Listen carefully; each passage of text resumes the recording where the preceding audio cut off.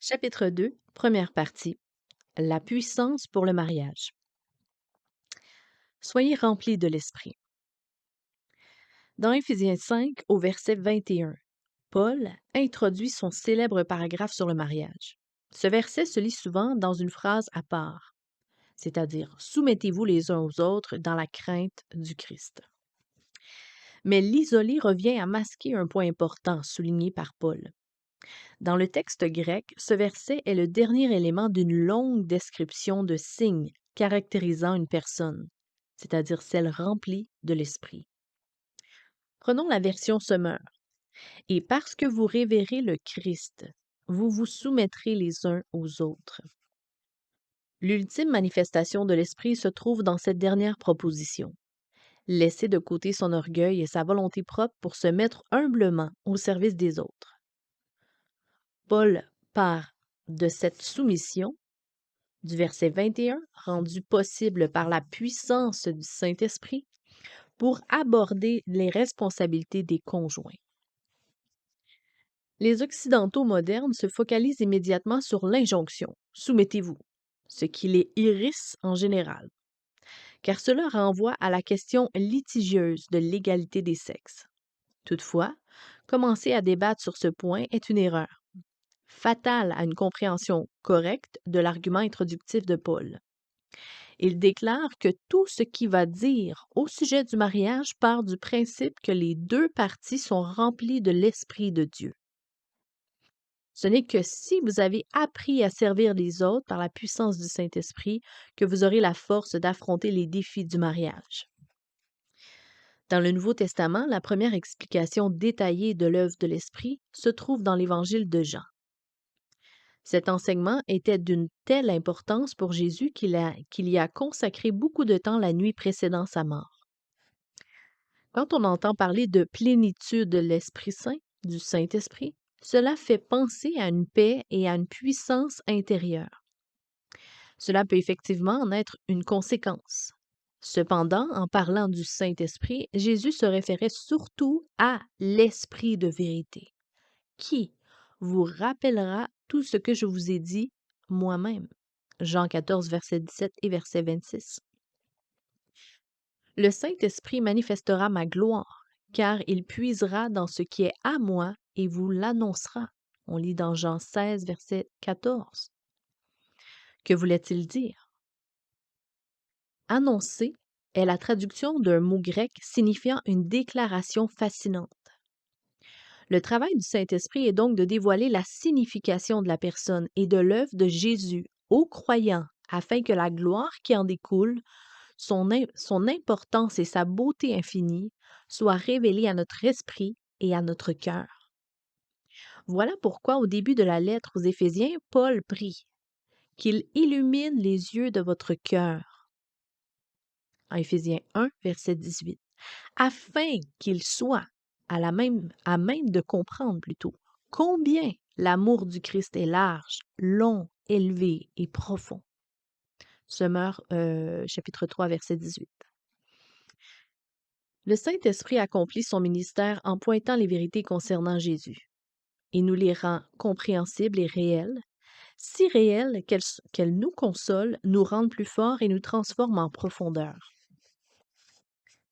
Être rempli de l'Esprit signifie donc vivre une vie dans la joie, tantôt paisible et tantôt débordante.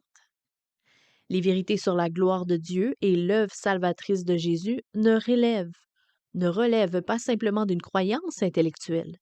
Elles créent une musique intérieure, Éphésiens 5, 19, et font les délices de l'âme. Chantez et célébrez le Seigneur de tout votre cœur. Rendez toujours grâce pour tout à Dieu le Père, au nom de notre Seigneur Jésus-Christ. Ce chant ne dépend pas de circonstances de vie favorables, sujettes au changement, mais s'appuie sur la constance de la vérité et de la grâce de Jésus. Ainsi, ce chant provenant du cœur ne perd pas de sa force dans les moments difficiles. Tout de suite après sa déclaration sur la vie remplie par l'Esprit, Paul aborde le sujet du mariage. Il montre le lien étroit entre le mariage et vie par l'Esprit. Voici plutôt ce qui en découle.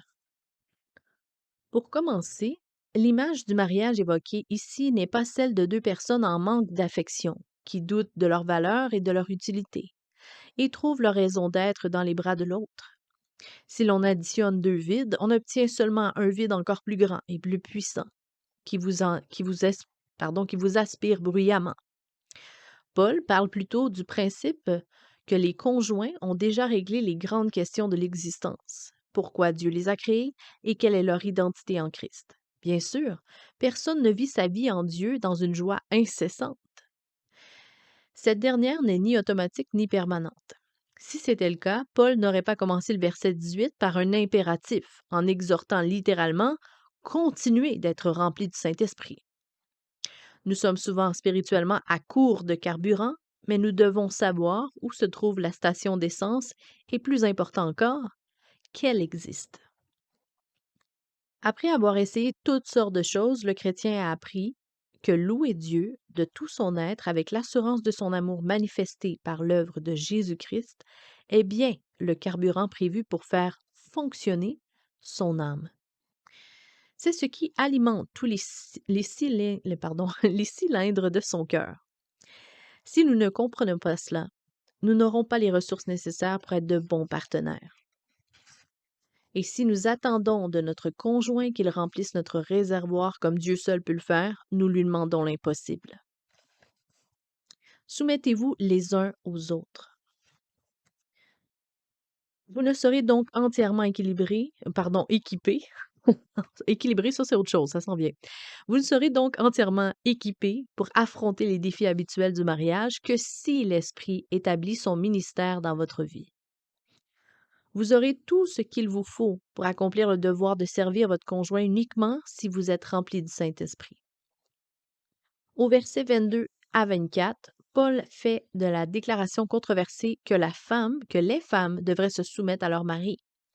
Pourtant, juste après, il dit aux maris d'aimer leur femme comme Christ a aimé l'Église et a donné sa vie pour elle, ce qui équivaut, de fait, à un appel encore plus pressant d'abandonner leur propre intérêt. Comme nous allons le voir, chacune de ces exhortations prend une forme distincte. Les tâches ne sont pas identiques. Et pourtant, chaque partenaire est appelé à aller très loin dans son sacrifice pour l'autre. Que nous soyons mari ou femme, nous sommes appelés à vivre l'un pour l'autre et non pour nous-mêmes. Il s'agit de la fonction la plus difficile, mais la seule véritablement importante du statut d'époux. Paul applique au mariage un principe général de la vie chrétienne. Tous ceux qui comprennent réellement l'Évangile vivent une transformation radicale de leur comportement relationnel aux autres. Dans Philippiens 2, versets 2 à 3, Paul dit sans embagage, oui, c'est ça. Considérez les autres comme plus importants que vous-même. Remarquez qu'il ne nous demande pas d'être irréalistes au point de croire que les autres sont meilleurs que nous dans tous les domaines. Ce serait une absurdité. Nous devons plutôt considérer et placer les intérêts des autres au-dessus des nôtres. Ailleurs, il dit que nous ne devrions pas rechercher nos propres satisfactions, mais plutôt la satisfaction de notre prochain pour le bien de celui-ci, en vue de l'aider à grandir. Car le Christ n'a pas cherché sa propre satisfaction. Romains 15, versets 1 à 3. Paul va jusqu'à dire aux chrétiens qu'ils d'être doulois, les uns des autres. Un vieux terme, Galates 5, verset 13, ce qui signifie littéralement esclave serviteur. Puisque Christ s'est humilié et est devenu un serviteur, allant jusqu'à donner sa propre vie pour combler nos besoins, nous sommes désormais comme des serviteurs, mais les uns des autres.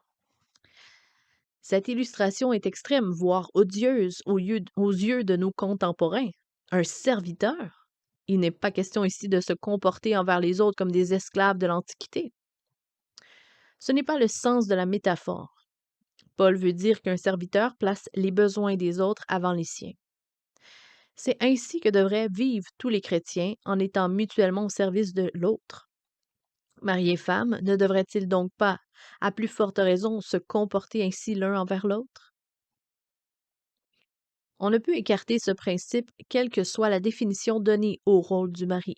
Et peu importe ce que veut dire Paul en appelant le mari chef, de sa femme, il est également son frère en Christ et son esclave serviteur, selon Galates 5, verset 13. Mari et femme doivent se servir mutuellement et donner leur vie l'un pour l'autre. Cela n'annule pas le fait d'exercer son autorité dans une relation, mais le transforme radicalement. Il est déjà assez difficile avec nos amis et collègues de donner la priorité à leur intérêt et de veiller à leur bien-être plutôt qu'au nôtre.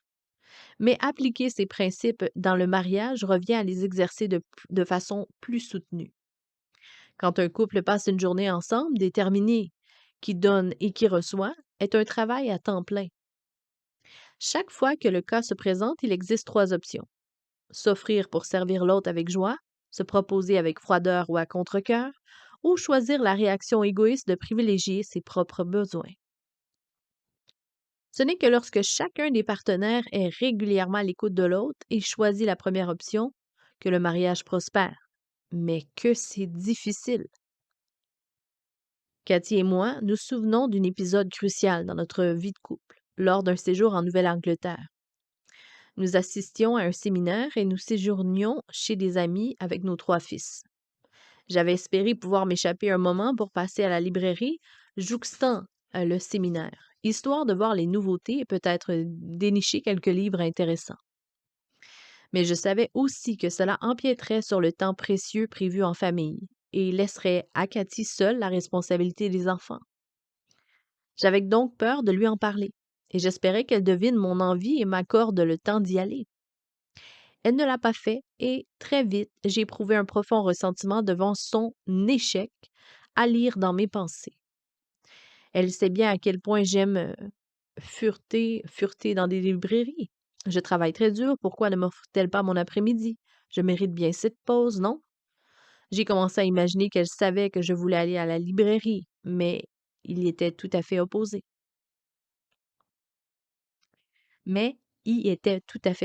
Pardon.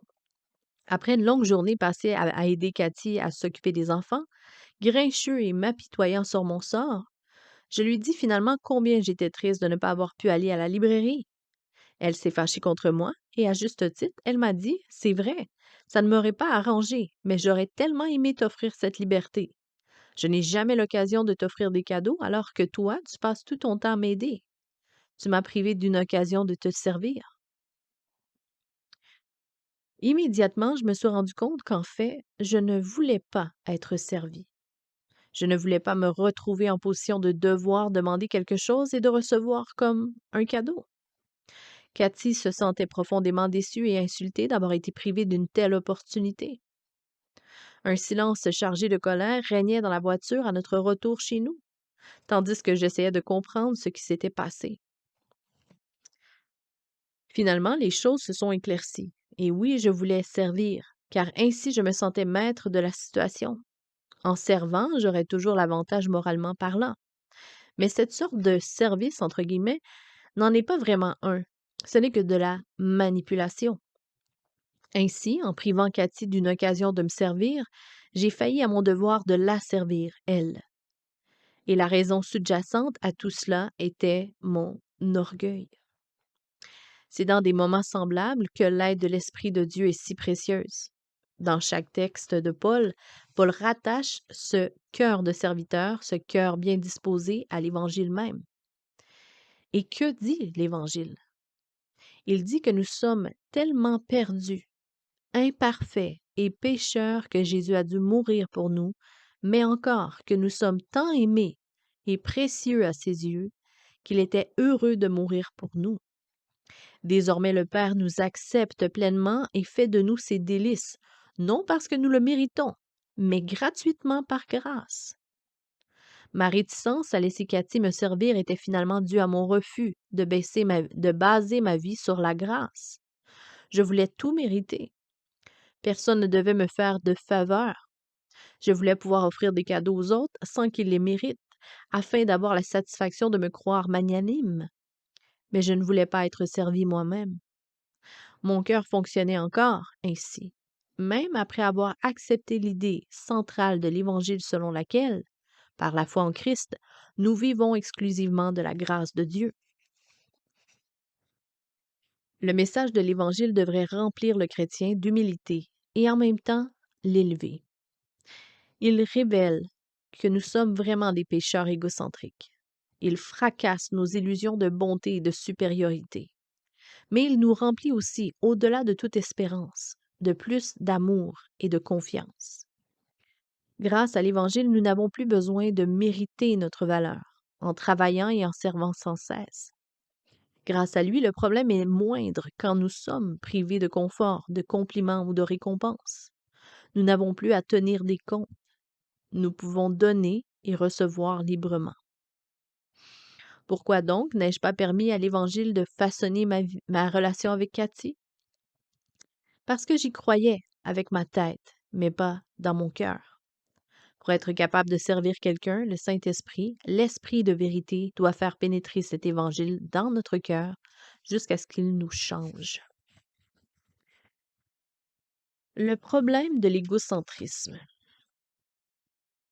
Nous avons cerné dès le premier chapitre le plus gros obstacle au développement d'un cœur de serviteur dans le couple. Il s'agit de l'énorme égocentrisme du cœur humain pécheur. Il fait des ravages dans bien des unions et demeure l'ennemi numéro un, omniprésent dans chaque mariage. Tel un cancer, il le ronge dès les premiers jours et doit être traité. Paul, dans sa description classique de l'amour en 1 Corinthiens 13, versets 4 à 5, il est écrit: « L'amour est patient et plein de bonté. L'amour. Il n'est pas envieux, il ne cherche pas à se faire valoir, il ne s'enfle pas d'orgueil. Il ne fait rien d'inconcevable, d'inconvenant. Il ne cherche pas son propre intérêt, il ne s'aigrit pas contre les autres, il ne tient pas compte du mal. » Paul montre à maintes reprises que l'amour est l'exact opposé de chercher son propre intérêt. L'égocentrisme s'identifie facilement dans les signes énumérés par Paul. Impatience, irritabilité, paroles dépourvues de grâce et de gentillesse, jalousie à l'égard de la réussite d'autrui et ressentiment envers les personnes nous ayant fait du tort. Il ressort des entretiens de Dana Adamo Shapiro avec les couples divorcés que c'est là que se situe la cause fondamentale et évidente de la dissolution du mariage. L'égocentrisme de chaque conjoint ressortira toujours, mais en réaction, l'autre devient encore plus impatient, rancunier, désagréable et froid. L'autre dit chacun répond à l'égocentrisme de l'autre dans son propre égocentrisme. Pourquoi?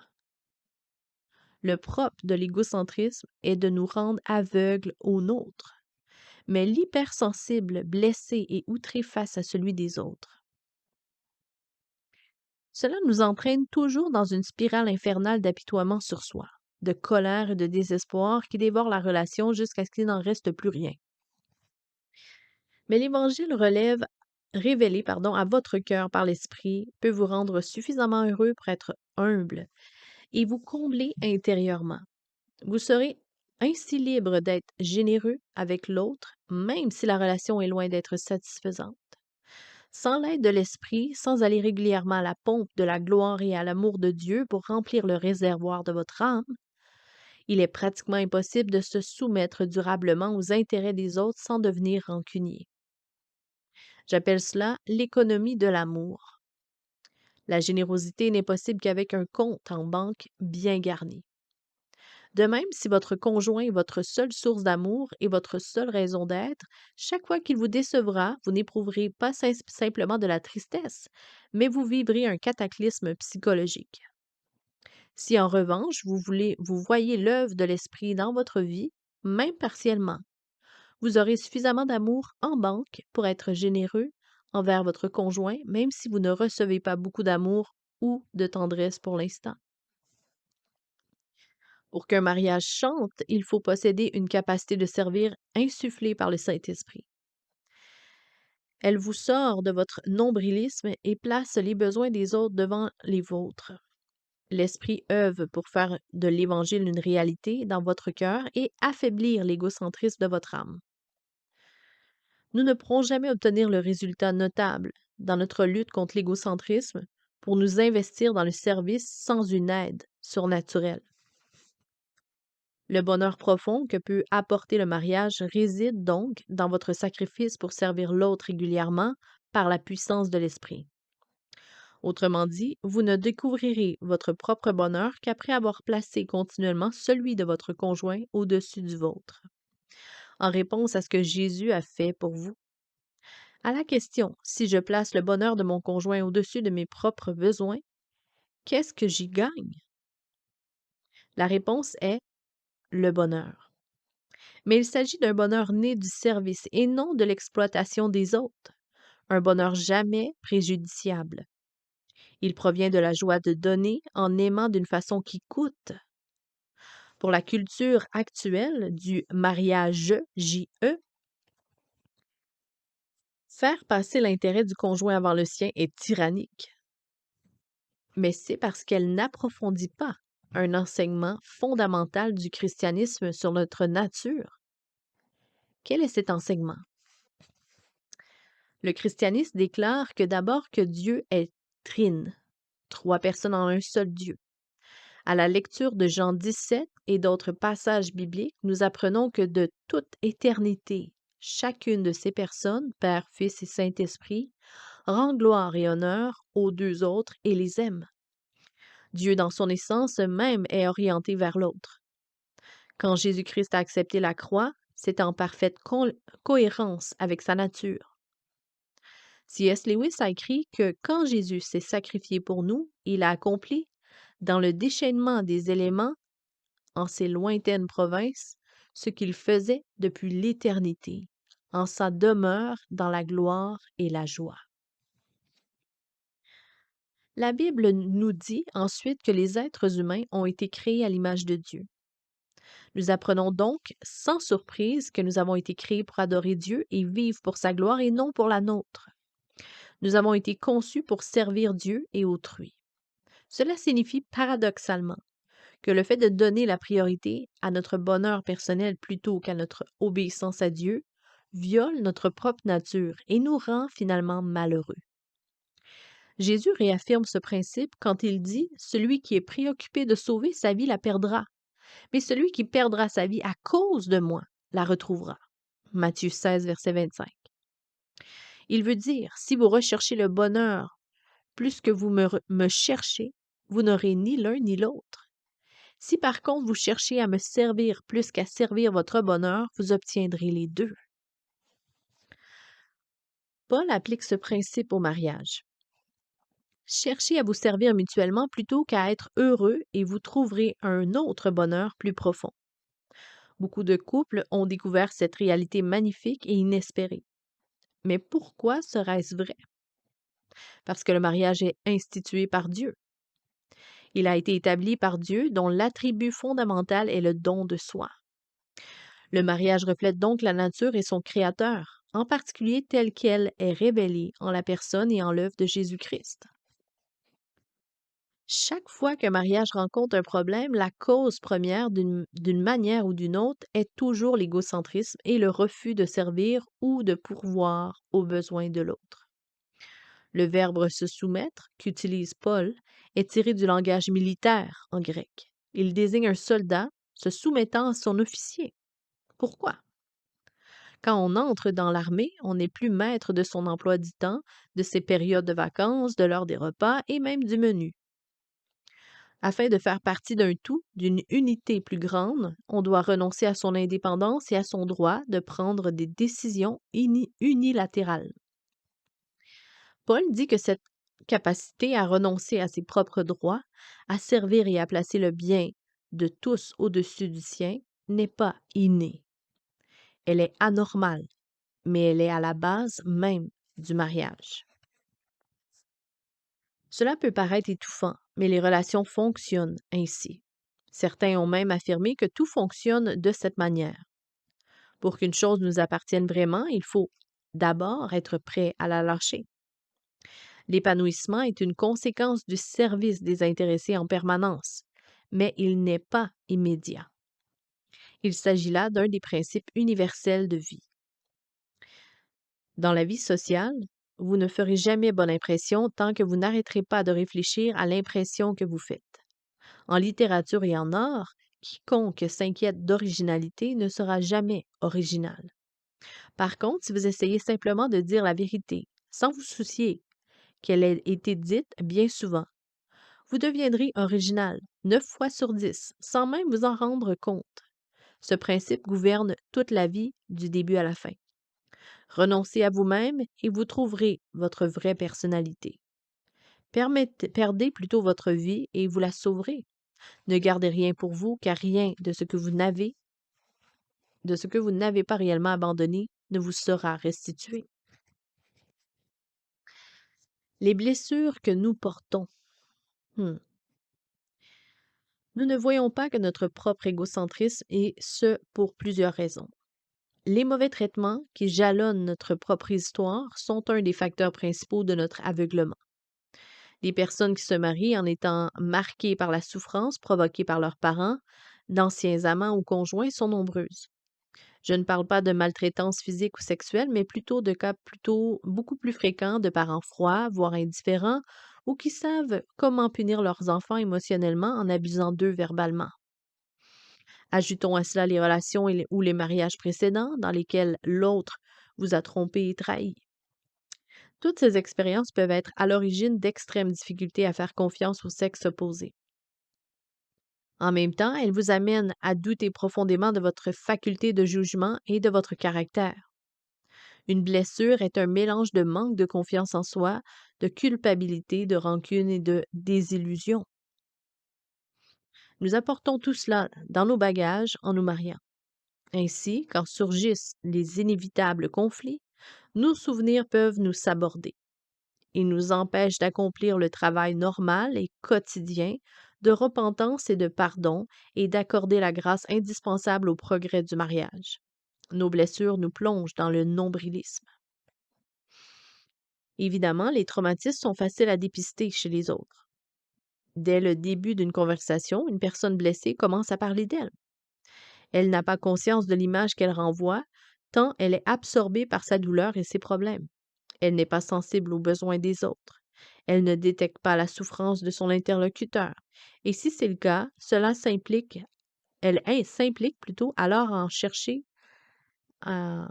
plutôt à sauver l'autre, afin de se sentir mieux elle-même. Elle prend part à la vie des autres de façon obsessionnelle et dominatrice pour tenter d'assouvir ses propres besoins, mais c'est un leurre. Nous sommes toujours les derniers à voir notre nombrilisme. Nos propres douleurs et blessures peuvent nous amener dans une voie sans issue à cause de notre égocentrisme. Si quelqu'un lui fait remarquer son comportement égoïste, la personne blessée répondra: Eh bien, peut-être, mais tu ne peux pas comprendre. Les blessures justifient le comportement. Ce problème peut être diagnostiqué et soigné de deux façons. Dans notre culture, l'idée de la bonté naturelle de l'homme est encore très répandue. Si les gens sont dans le nombrilisme et la confusion, dit-on, c'est uniquement parce qu'ils manquent d'estime d'eux-mêmes.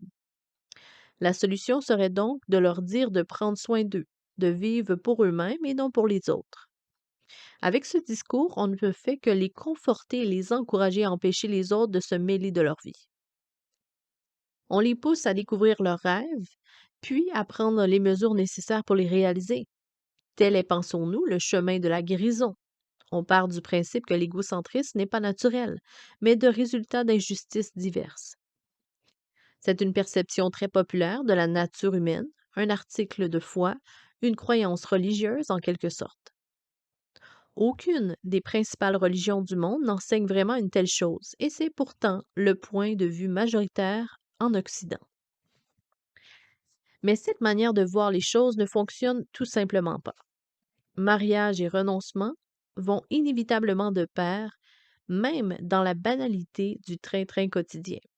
Une relation paisible est impossible quand l'un, voire les deux, pensent que ses désirs personnels doivent passer en premier à cause de ce qu'il a vécu dans le passé.